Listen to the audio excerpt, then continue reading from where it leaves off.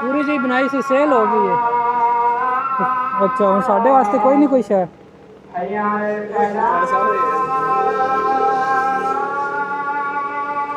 Cycle की भी बड़ी हालत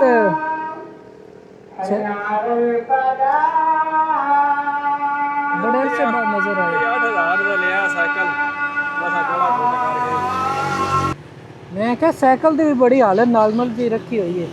ਬਸ ਕੋਈ ਹਾਲਾਤ ਨਹੀਂ ਹੁਣ ਖਰੀਦਿਆ ਸਾਈਕਲ दस ਉਹਨੇ ਖਰੀਦਿਆ ਕਮਾਰ ਚ ਲਿਆ कितने का लिया सी?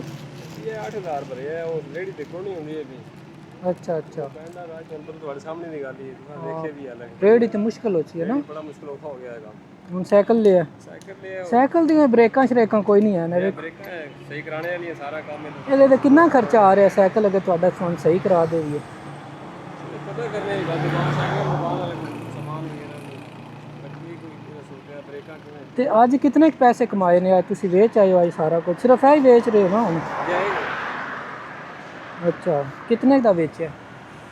आधार कार्ड बन गया 1000 रुपए का आधार कार्ड अगर तुसी 1000 का बेचे है तो विचों बचत कितनी हुई होनी? बचे गए कोई 600-700 रुपये आ गए 600-700 रुपये बच गए होने।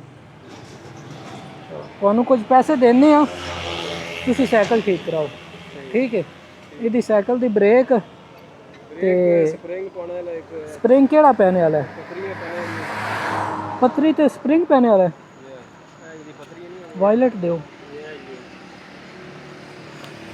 ਇਹ ਲਈ लगदा है ये हैंडल जड़ा नहीं ਹਾਂ ਇਹਦੇ ਵਿੱਚ ਵੀ ਆਵਾਜ਼ ਆਉਂਦੀ ਕੜ ਕੜ ਦੀ ਪਤਨੀ ਹੈ ਸਾਈਡ ਤੋਂ ਪਤਨੀ ਇਹਦੇ ਵਿੱਚ ਇਹਦੇ ਅੰਦਰ ਵਾਇਰਿੰਗ ਹੁੰਦਾ ਉਹ ਖਰਾਬ ਹੋ ਗਿਆ ਹੋਣਾ ਜਿਹੜਾ ਬੈਰਿੰਗ ਹੀ ਹੈ ਮਸਲਾ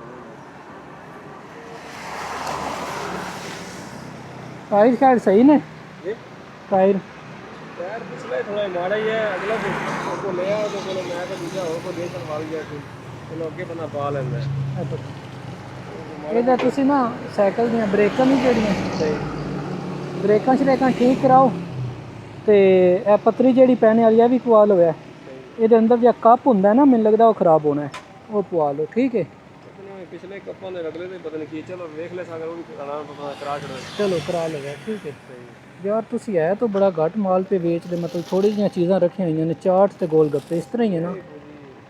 मजदूरी करो ते बाकी मैं तुहानू ना इहदे ते कोई माल छाल पा के देना ठीक है फ्रूट दा लवा दे भी इहदे ते फ्रूट का फिर वो टायर ठोस हो गया ना पिछला टायर नवा पवा देने और ठीक है फ्रूट ते वो लवा दे भी टायर जी ठीक है हो जाएगा काम चल जाएगा चलो हुण तुसी अगे पैसे दिते नहीं तां साइकिल ठीक कराओ ते फिर इंशाल्लाह असीं कल मिलने आ ਤੇ ਤੁਹਾਡੇ ਤੇ ਇਹਦੇ ਤੇ ਨਾ ਤੁਹਾਡਾ ਫਰੂਟ ਵਗੈਰਾ ਲਵਾ ਦੇਣੇ ਠੀਕ ਹੈ ਫਿਰ ਤੁਸੀਂ ਆਪਣੀ ਮਜ਼ਦੂਰੀ ਕਰਨੀ ਹੈ ਇਸ ਤਰ੍ਹਾਂ ਠੀਕ ਹੈ सही है ਓਕੇ ਅੱਲਾ ਠੀਕ ਹੈ